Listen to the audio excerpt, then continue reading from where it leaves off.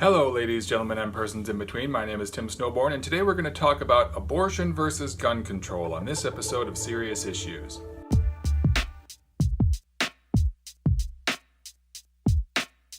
So here we are in the aftermath of yet another tragic mass shooting. Boy, where does a month go? Yes, the days without a tragic mass shooting counter has been reset yet again. I'm not going to rehash any of the points that I made in the previous gun control videos after the Vegas shooting, but I wanted to bring up another point that I am oft wont to make about gun control, especially after one of these all too common mass shootings that we get. I like to make the point that the people who have a positively erotic obsession with guns don't get to lecture me on the sanctity of human life. No, you don't. If having unfettered access to a device whose only purpose is to kill, if that is more important to you than the thousands of lives that we lose every year, I am so not interested in what you think about how human life is sacred.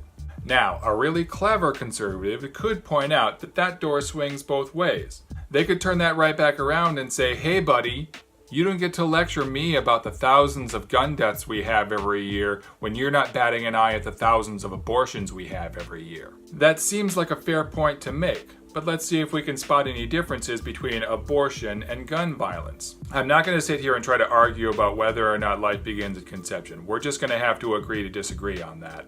Abortion, if you'll pardon an indelibly soiled expression, is the conservatives' trump card. That's the issue that convinces them that they will always have the moral high ground over liberals. Every morally reprehensible thing a Republican does is A-OK because, hey, at least they're not murdering babies.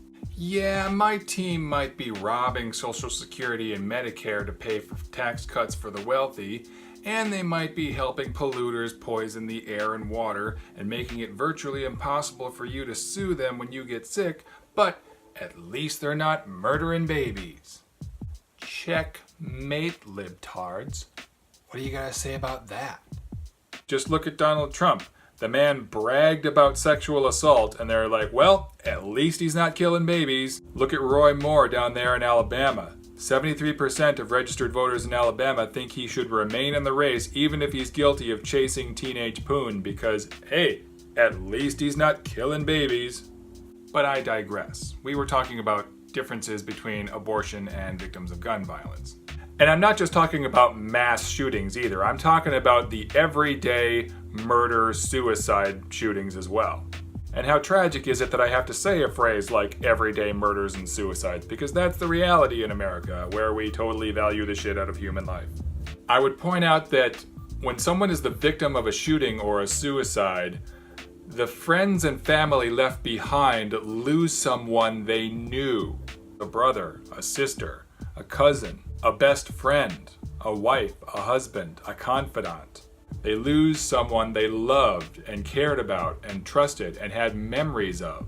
There was a whole person there, a fully fleshed out human being with tastes and interests and fears and aspirations and goals and sorrows and joys and tragedies and laughter. All of that was lost. All of that is gone. The same cannot be said for an aborted fetus. No one got to know this would-be person. No one grew to love them or hate them or develop a significant emotional attachment to them. Actually, that's not always true. Despite what virtually all conservatives seem to think, a surprising percentage of abortions happen to women who actually want to have a baby, but can't due to some medical factor that puts their health or the health of the would-be child at risk. When someone dies from gun violence, there's a funeral where people who knew and loved the victim gather to mourn that loss. Again, not so in the case of an abortion. Except in Texas, where funerals are apparently now mandated for aborted and miscarried fetuses because small government.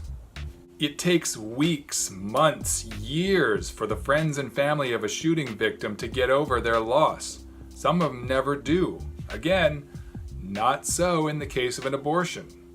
In the case of an abortion, there was no person there to get to know. A developing fetus doesn't have any opinions. It doesn't have a philosophy of life or an outlook. It doesn't have any thoughts or feelings about other people or itself. Even if you love it, it doesn't love you. It has no opinions about you one way or the other. Another difference between abortion and victims of gun violence is something that I mentioned in one of my cemetery tour videos, where I talked about this philosophy course that I listened to from, I think it was Harvard, maybe Yale. It was about the philosophy of death, and the professor in the course talked about what it is that makes death bad. He said it's bad for the people left behind because they don't get to enjoy that person's company anymore. But we've already talked about that. The reason he said it's bad for the deceased is because of what economists call the opportunity costs. That's things you could have done or experiences you could have had if it weren't for something else. In the case of an aborted fetus, the argument is that you are robbing them of all the joys and happiness they could have had in life.